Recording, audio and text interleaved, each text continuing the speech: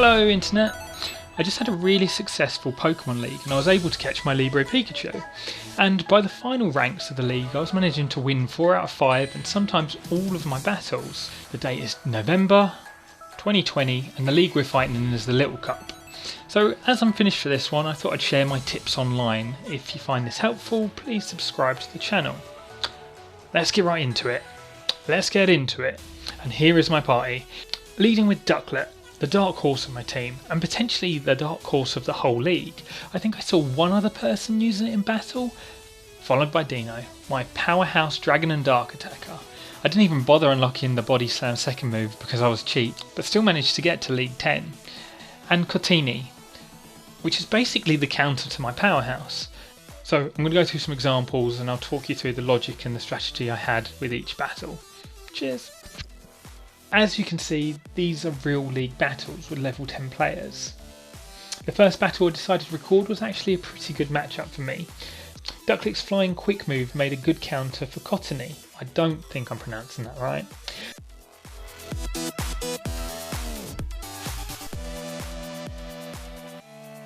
I'm preempting that the opponent will use a shield, and with Bubble Beam's additional ability to lower the opponent's attack, it seems like the best option.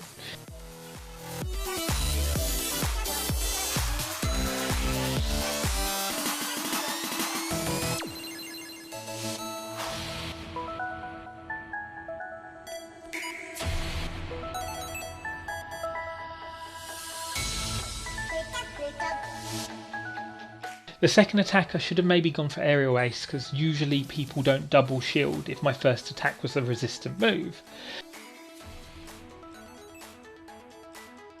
But I find it very important to have the advantage of seeing what the second Pokemon is before them. Next up is Dino. Cotini absolutely obliterates Dragon Pokemon.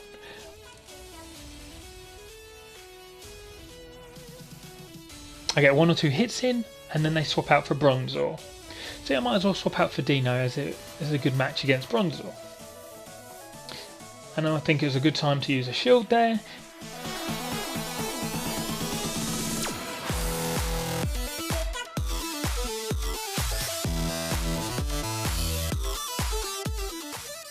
Getting a dark attack to deplete the opponent's last shield.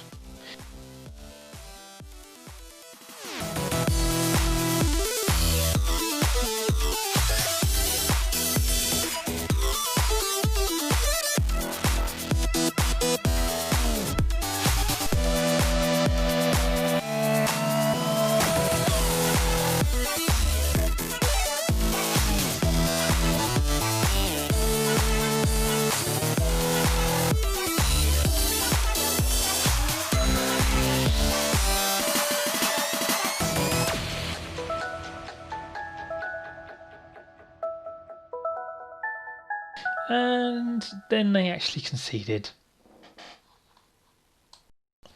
So the next few examples I'll speed out and cut out bits you don't need to see, but I thought it was important that you saw a full fight play out from start to finish.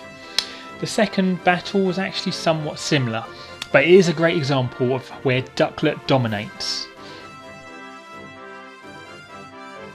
The tactic here is simple: lower their attack.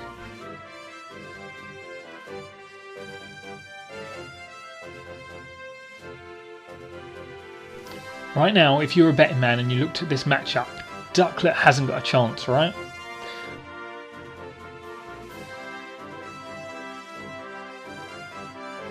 What a ridiculous win.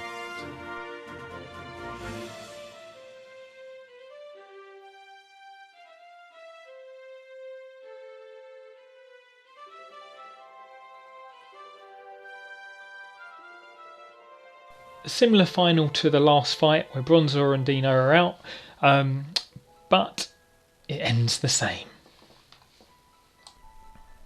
Okay, so I'm aware that this probably isn't mathematically the strongest team that I could put together, but the majority of the time my matches up are always in my favour. And at the end of the day, that's how you're going to win.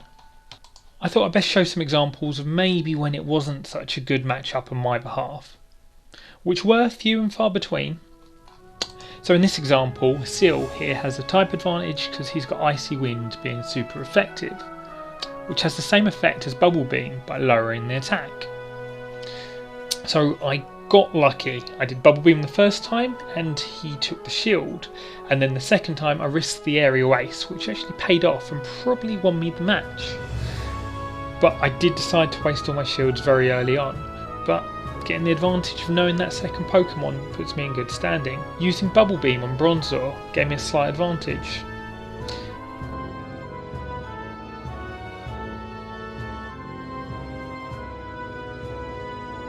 And there was a quick Dino swap out where I managed to counter very quickly.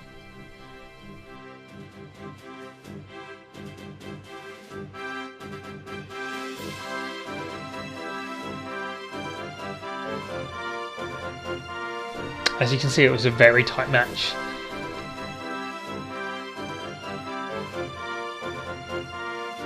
And there were definitely matchups which I did lose. This being my final fight before I caught the Libre Pikachu, it was a fairly tough one. We start with another huge domination from Ducklink, and I actually made a few mistakes and it could have been a little bit easier on me. See if you can spot them.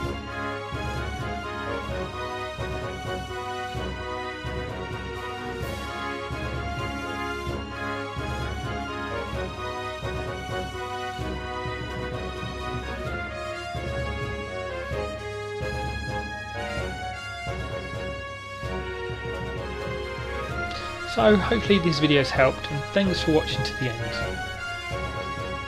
Let me know if there's anything I can cover in the future. Cheers!